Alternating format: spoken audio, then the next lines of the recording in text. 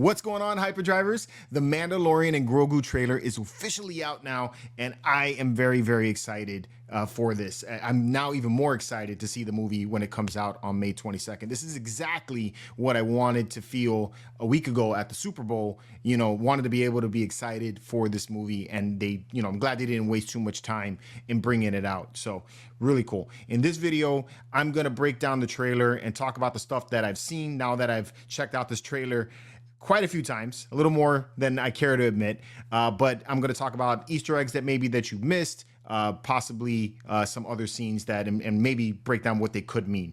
So it's the first time I'm ever doing this, but you know, I'm gonna try to give it a try. So let's do that right now, and we bring it up, and we can take a look at it. The trailer kicks off with this sunset scene, and you see some X-wings. You got a Y-wing there in the backdrop. You got this orange sunset behind them. Looks very reminiscent of the same scene that they used in Force Awakens with the TIE fighters.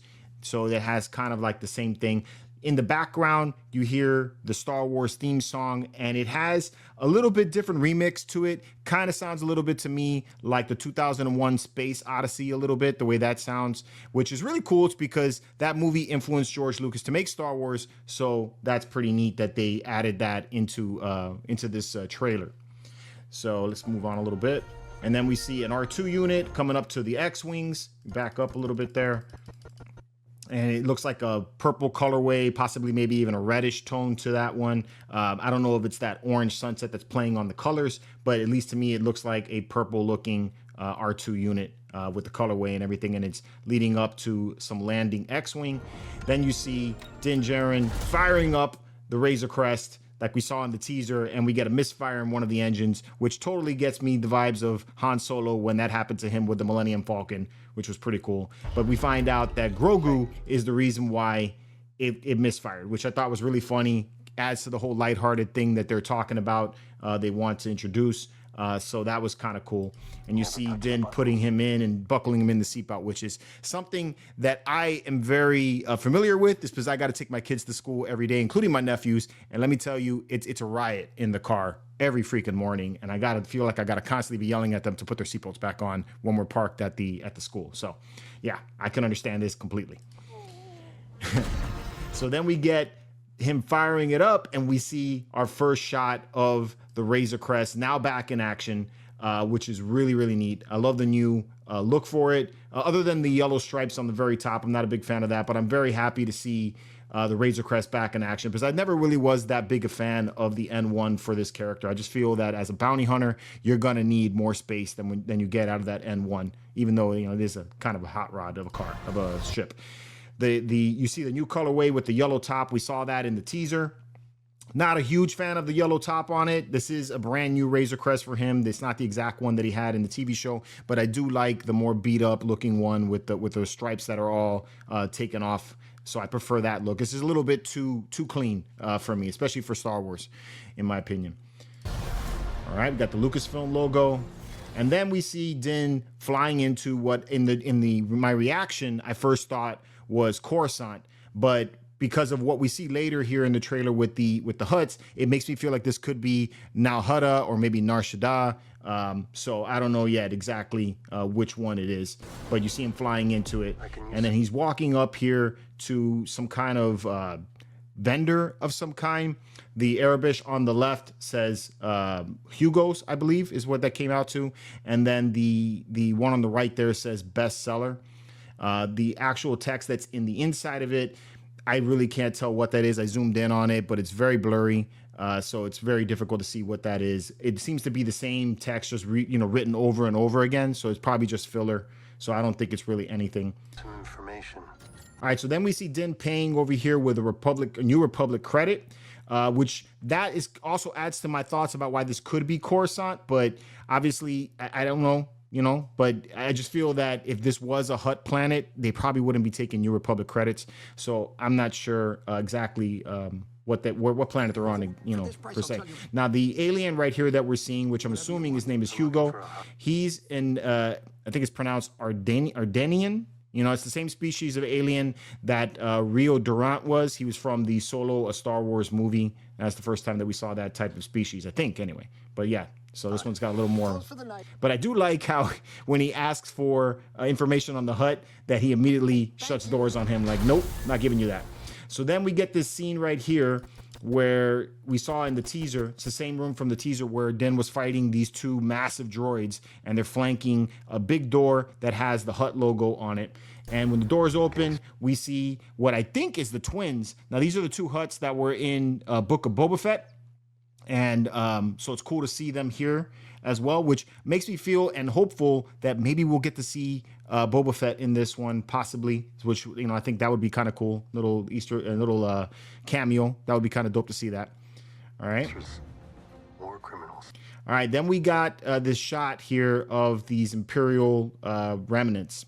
Okay, so I think this is Hoth. It's because that's what was confirmed. We got some snowtroopers right there, and this is you know, like a meeting of some kind. You know, so I know we're going to be heading there anyway. The toys kind of confirmed that.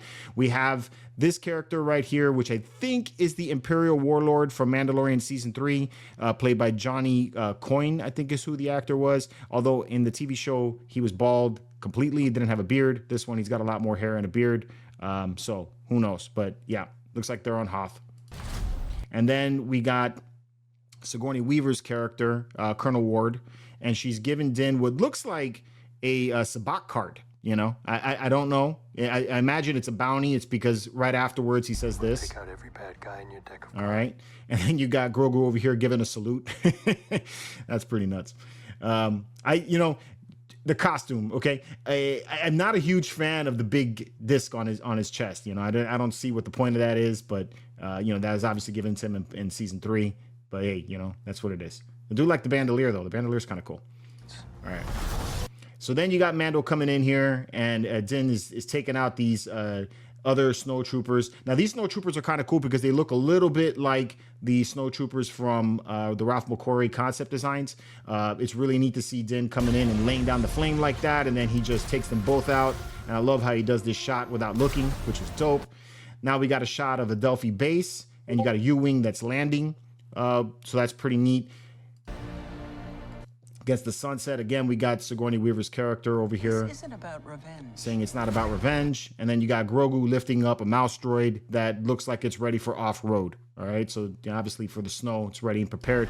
And he just rips this thing apart, which is cool. Got to wonder if Disney is going to release another mouse droid. About preventing another war. And she's saying about preventing another war. And then you got this planet here that has what looks like droids. In the reaction, I thought maybe separatist droids, but it's possible that this could be the same type of droid that Morgan Elsbeth used in the episode of Mandalorian Season 2, The Jedi, where Din helps Ahsoka. So it's possible that's what that is, but who knows? All right, and you got these ships flying out of those portholes. It's moving way too fast to actually get a shot of what it is, you know, but they're going out and it's against some kind of jungle planet. Strap in. And then Mando says to strap in, and they're going into hyperspace, and you get another shot of the Razor Crest in hyperspace. Now, this is where I lost my shit in the reaction. Right about here, when I saw the top of the head just a little bit, I knew this was Embo, and it's so cool to see him back because he's from the Clone Wars. He was a bounty hunter. We never knew what happened to him after the events of the Clone Wars. They never brought him up again, so it's really cool to see him back. And then Din gets his helmet removed again, so he's going to have to go for another bath in the waters, obviously. It is cool, though, to, you know, that Pedro Pascal gets his face in the movie again. You know, I know he's been fighting for that, but, you know, it's good to see that. But again, you know, he's going to have to bathe in the waters according to his creed. I honestly think that creed's a little bit stupid, though. You know, he should be able to remove his helmet just like Bo-Katan. But anyway, so then you hear the Hutt telling him that he will suffer. You got a better shot of Embo, which is dope. He looks really, really good, man. I think they did a great job on this costume, and I can't wait for Hot Toys to drop a figure for this. So this is gonna be dope. All right. Now you see Grogu in the same scene, so I'm thinking Embo is hunting Grogu, and then maybe we're gonna get a fight between Din and Embo, which I think that would be dope. It will be his turn. And then, you know, the Hutt tells him it'll be his turn. I really love this shot right here of the two Hutts. You got that tattoo on his chin, which looks really cool. And it just has a very, you know, cinematic, but kind of comic book vibe as well. So I'm digging that. That's really neat. And you see Din again looking real pissed off. So he's going to kill him. May 22nd can't come fast enough. All right, so then we got Grogu strapping up his new arm bracer right there. And you can see he's got a little shooter to go with it.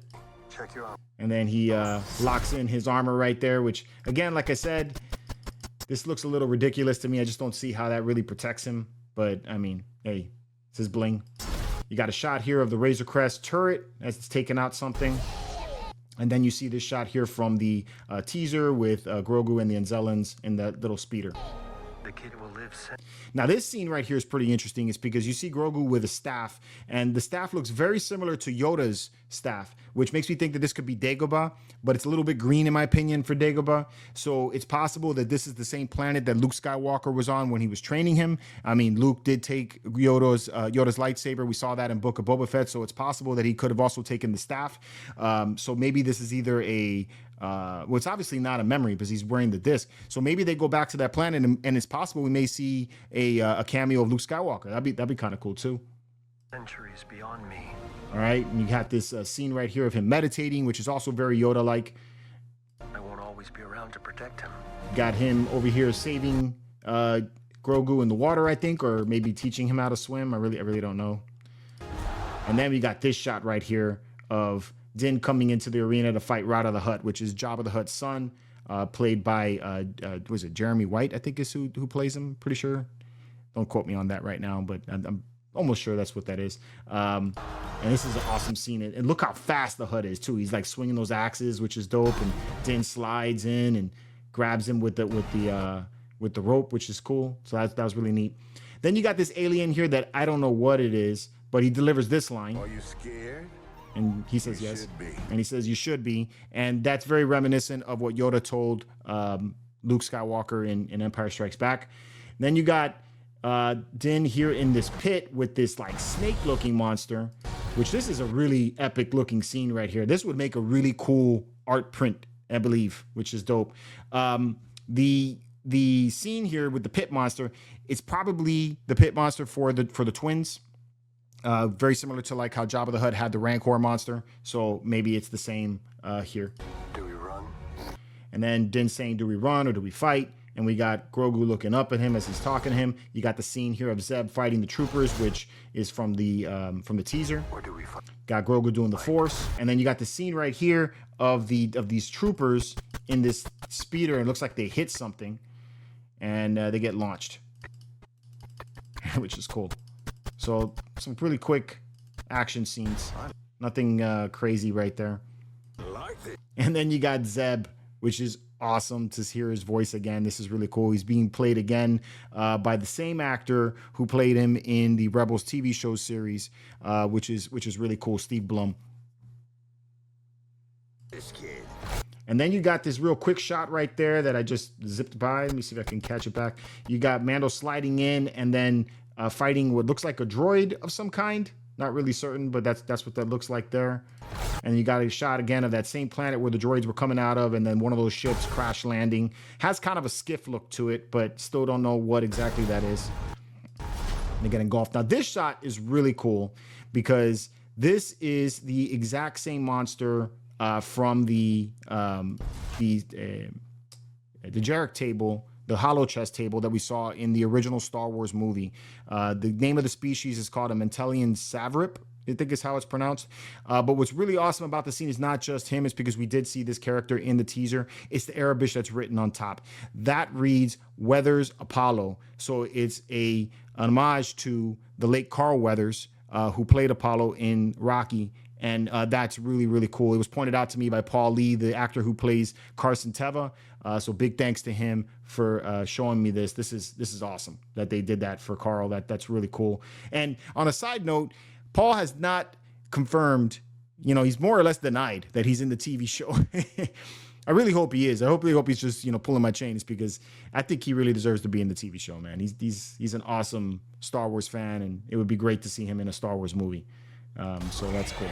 So then we got this shot here of this Rhodian baby, which we've never seen before. And he's freaking out, obviously, or seems to be from the same scene with those monsters. And the mother picks him up and runs out of there. And it leaves Grogu with a brand new pram to commandeer. and they jump in and they take off. This was a pretty cool scene.